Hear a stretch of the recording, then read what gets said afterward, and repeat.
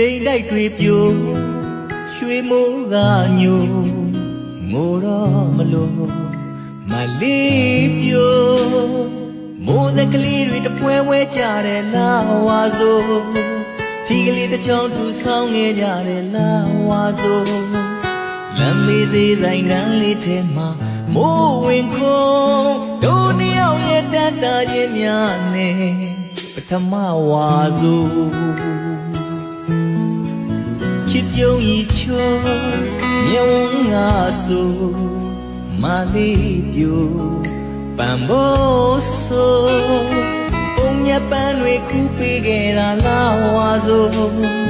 ချစ်လို့ချစ်တယ်ပြောခဲ့မိတာလားဝါဆိုမမလေးတနခါပြက်ခဲ့တာလားဝါဆိုတို့နှစ်ယောက်ရဲ့မိဖြောင်းလို့မရတယ်ပထမဝါဆိုဝါဆိုချိန်နဲ့နေမှာမိုးကတဲ့နေလို့